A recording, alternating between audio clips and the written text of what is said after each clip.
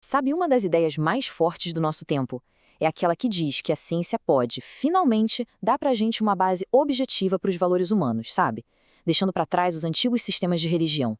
A promessa é que a razão e a evidência podem mostrar o caminho para uma vida melhor. Mas e se essa própria ideia de progresso moral não for, na verdade, uma criação da ciência, e sim uma herança da mesmíssima religião que ela quer substituir? É sobre essa tensão que a gente vai conversar. E essa é a ideia principal, defendida por pensadores como o Sam Harris. A moralidade seria um campo de fatos, onde o bem-estar de seres conscientes pode ser medido, pode ser maximizado. A ciência, nesse caso, não ia só descrever o mundo, mas também dizer como a gente deve agir. Parece fazer sentido, né? Pois é aqui que a coisa começa a ficar interessante. Essa noção de que a humanidade está numa jornada, sempre melhorando, caminhando para uma verdade moral. Isso parece óbvio para a gente, não parece? Mas e se essa nossa certeza de que estamos progredindo não for um produto da razão científica, e sim uma herança direta do pensamento religioso que tantos humanistas acham que já superaram? E é aqui que entra em cena o filósofo John Gray. Ele simplesmente vira essa ideia de cabeça para baixo. Ele argumenta que os nossos conceitos mais básicos de progresso e de moralidade secular têm, na verdade, raízes profundamente cristãs. Bora desvendar essa história surpreendente. Essa aqui é a tese central do Gray. A fé que a gente tem hoje no progresso, que é tão importante para o pensamento secular, não seria uma descoberta da razão, mas sim uma versão laica da promessa cristã de salvação. A ideia de que a história está se movendo para um final feliz é, segundo ele, uma herança direta da religião. Agora, olha que interessante essa comparação. De um lado, a gente tem a história cristã. A humanidade cai no pecado e é redimida por um processo divino que leva à salvação. Do outro, a história humanista. A humanidade vive na ignorância, mas é iluminada pela razão, o que leva ao progresso e a uma utopia no futuro.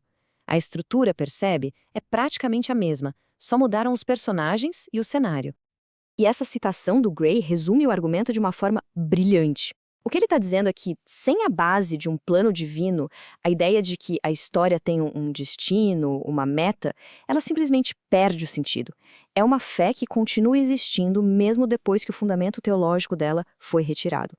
Bom, e isso levanta uma questão histórica, né? O que acontece quando a gente tenta tirar a religião tradicional de cena para construir sociedades puramente racionais?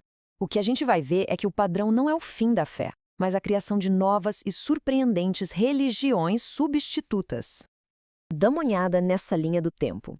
A Revolução Francesa tentou trocar o catolicismo pelo culto da razão, com direito a deusas e cerimônias.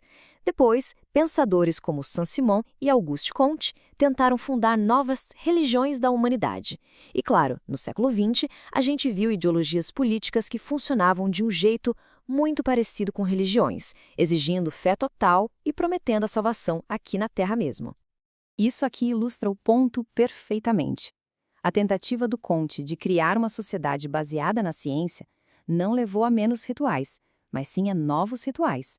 Foi ele que inventou a palavra altruísmo, e ele chegou a desenhar roupas com botões nas costas para forçar as pessoas a se ajudarem. Era uma imitação quase perfeita de uma religião tradicional, só que com a humanidade no lugar de Deus.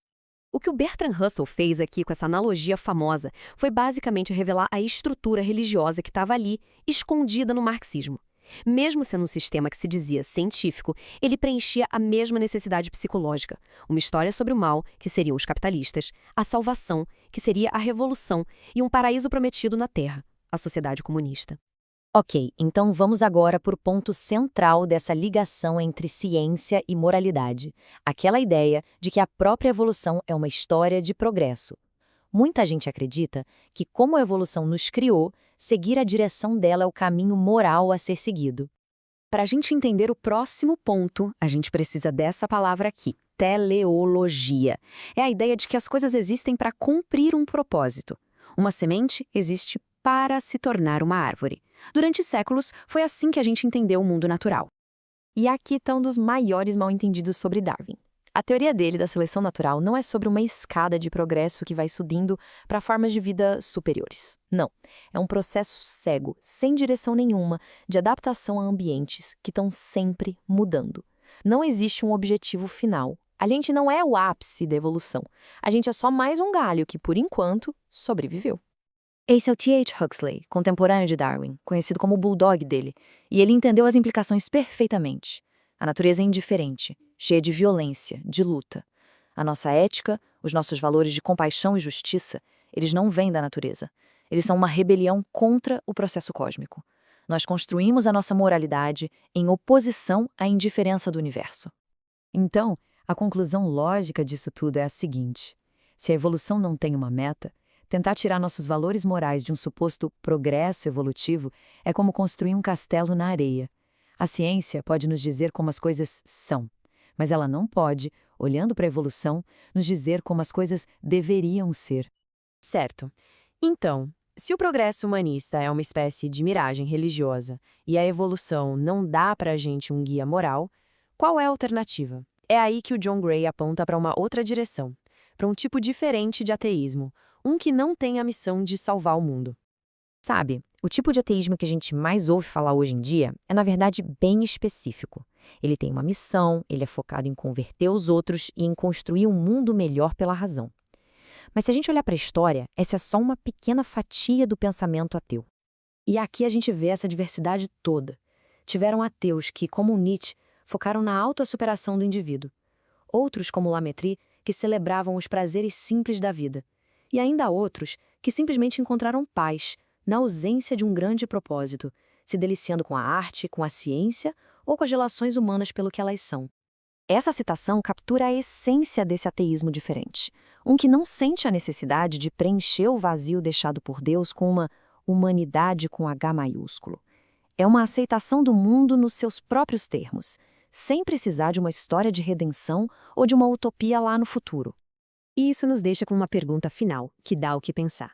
E se a verdadeira liberdade intelectual não for encontrar um novo propósito científico para a humanidade, mas sim nos libertarmos da própria necessidade de ter um propósito grandioso? Talvez a vida sem um grande plano não seja um vazio que precisa ser preenchido, mas sim um espaço a ser vivido. Obrigada.